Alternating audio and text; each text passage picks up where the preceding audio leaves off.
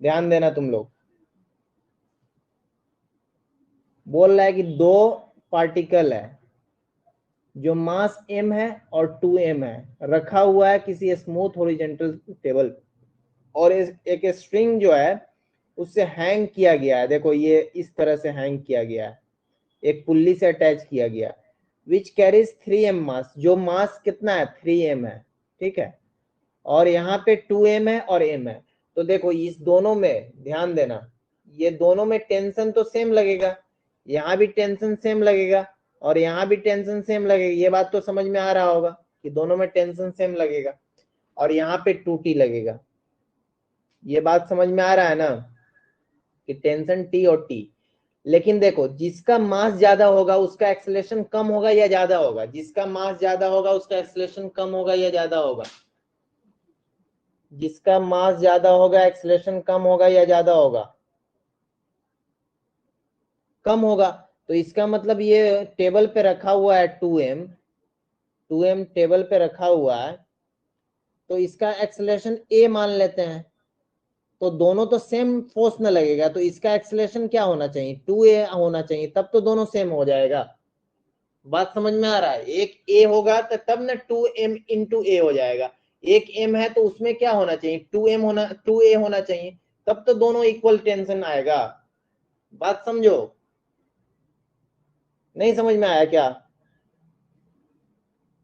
हम बोल रहे हैं कि 2m है, इसको खींचा जा रहा है और दोनों में बोल रहा है कि फोर्स सेम लगा है, दोनों में फोर्स सेम लगा है, ये टेंशन दोनों में सेम है, ये टेंशन। तो एक्सेलरेशन, इसके लिए एक्सेलरेशन हम a लेंगे, तो इसके लिए तो 2a लेना पड़ेगा कि नहीं, तभी तो इक्वल होगा दोनों एक दूसरे के टेंशन। बोलो, नहीं समझ में आया?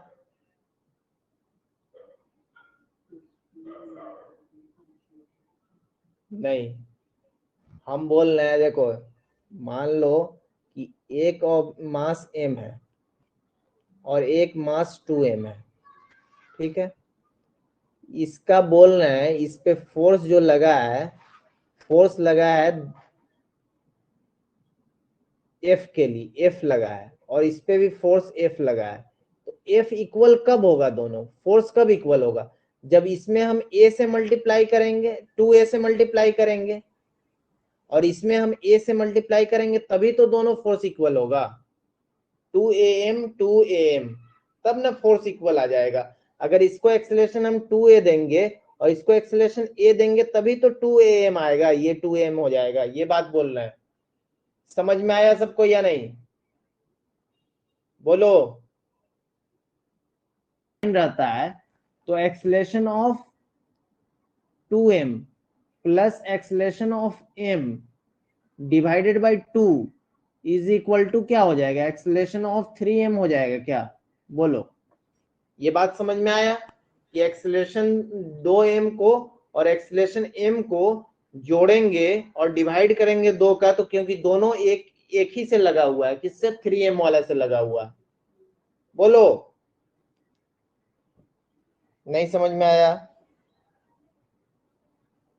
अब हम यहाँ पे दोनों नीचे गिर रहा है, नीचे की तरफ गिर रहा है, तो नीचे गिर रहा है तो हम क्या बोल सकते हैं कि माइनस, एक को लिए हैं a और एक को ले लेंगे -2a, इसका मतलब, और डिवाइडेड बाई 2, इसका मतलब -3a डिवाइडेड बाई 2 तुम्हारा क्या आ जाएगा, -3a डिवाइडेड बाई 2 तुम्हारा एक्सेलरेशन है। माइनस क्या इंडिकेट कर रहा है, ये डाउनवर्ड जा रहा है, माइनस क्या इंडिकेट कर रहा है, ये डाउनवर्ड है, ये भी नीचे जा रहा था, इस वजह से इसको माइनस माइनस किए हैं, स्ट्रिंग देखो ना नीचे जाएगा, तो डाउनवर्ड ये इंडिकेट कर रहा है ना। अब देखना ध्यान से, अब तुम इक्वेशन लिखना चाहते हो, किसका एक्सेलरेशन निकालना है, the part of a string outside the table are vertical, find the acceleration of particle 3m। अब 3m के लिए इक्वेशन लिखेंगे, इक्वेशन ऑफ 3m, देखो 3m यहाँ पे लटका हुआ है और ये 2t ऊपर लगाएगा, और इसको क्या नीचे लेके जाएगा 3mg नीचे लेके जाएगा कि नहीं, बोलो इसके लिए इक्वेशन ये लिखेंगे कि नहीं, बोलो।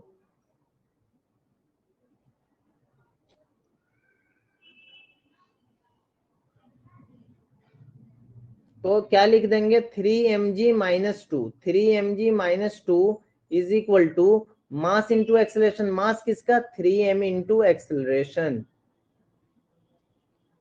अब तुमको क्या चाहिए, एक्सेलरेशन चाहिए ना, तो टेंशन भी तुमको मालूम है। टेंशन क्या मालूम है, बोलो, टेंशन मालूम है या नहीं, टेंशन मालूम है। टेंशन एक तरह से बोल सकते हैं, देखो ना, यहां से टेंशन हम बोल सकते हैं कि T इज इक्वल टू क्या है, यहाँ से 2m इंटू ए है कि नहीं, और T इज इक्वल टू यहाँ से भी तो सेम ही ना ये है। तो टेंशन भी मालूम है और एक्सेलरेशन भी मालूम है, तो ए का भी वैल्यू मालूम है। एक्सेलरेशन ऑफ यहाँ पे क्या लिखेंगे, एक्सेलरेशन ऑफ 3m लिखेंगे ना। ये एक्सेलरेशन जो माने हैं ये क्या है तुम्हारा, 3m का है ना, एक्सेलरेशन ऑफ 3m। तो 3 mg, और टेंशन तुम्हारा क्या है, तुम्हारा 2 into 2 into m into a is equal to 3m। और एक्सेलरेशन अभी क्या बोले हैं कि -3m ये लिए है ना, तो डाउनवर्ड में तो हम ले ही रहे हैं, तो अब माइनस लगाने का कोई जरूरत नहीं है, क्योंकि डाउनवर्ड हम बोल चुके हैं। तो डाउनवर्ड का को तो इधर ले ही लिए हैं, तो यहाँ पे प्लस ही लगा देंगे, ठीक है। 3, क्योंकि हम डाउनवर्ड तो ऑलरेडी ले ही चुके हैं ना, कि 3 mg नीचे जा रहा है और माइनस टेंशन, तो क्यों लेंगे अब डाउनवर्ड, माइनस नहीं देंगे, ठीक है। तो यहां से m को गायब करो, m को गायब करो और m को गायब करो, तो यहां से देखो 3g इज इक्वल टू, यहां से 9a divided by 2 plus 2 into 4a plus 4a। तो अब देखो 8 9 8 कितना हो जाएगा, 17 हो जाएगा ना।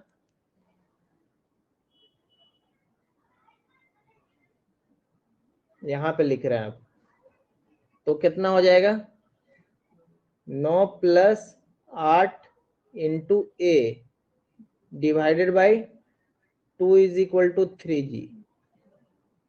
अब यहां से लिख सकते हैं इसको कि 6g divided by 17 is equal to A आया है तुम्हारा। बोलो आया कि नहीं, समझ में आया। देखो क्वेश्चन कितना छोटा है लेकिन कंसेप्ट कितना लग रहा है।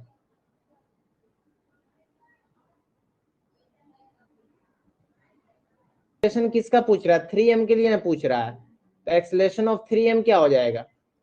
अब तो एक का ना वैल्यू आया है, तो यहां से हम बोल सकते हैं कि acceleration of 3m, acceleration of 3m क्या है,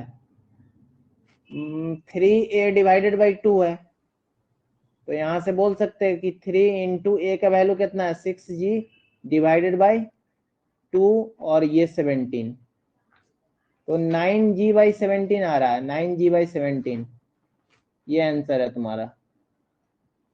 एक्सेलरेशन ऑफ 3m पूछा है ना, इसका एक्सेलरेशन पूछा था, ये है तुम्हारा। बोल सकते हैं। अब इसको हम डायरेक्ट तुम्हारा दो मेथड से हम बता सकते हैं। एक तो तुम जानती क्या हो कि A1 गिरेगा, तो A1 तो गिरेगा और A2 भी जा रहा है, A1 जा रहा है A2 जा रहा है, तो ये किसके इक्वल हो जाएगा, A3 के इक्वल हो जाएगा। तो रिलेशन मेरा आ गया कि A1 plus A2 is equal to 2A3, यही रिलेशन मांग रहा था, ये निकाल दिए, ये तो डायरेक्ट निकल गया। और ये सब डाउनवर्ड लिए हैं, सबको हम डाउनवर्ड ले लिए हैं, याद रखना डाउनवर्ड लेंगे, अगर वैल्यू देगा तो माइनस लगा के लेंगे, ठीक है। सब नीचे जा रहा है ना, सब देखो इधर जा रहा है तो नीचे ही ना जाएगा, ये जा रहा है। तो एक और मेथड इसका देख लो, ध्यान देना, यहाँ M1 है ना, और ये पुल्ली है यहाँ पे, और ये पुल्ली है, यहाँ M2 है।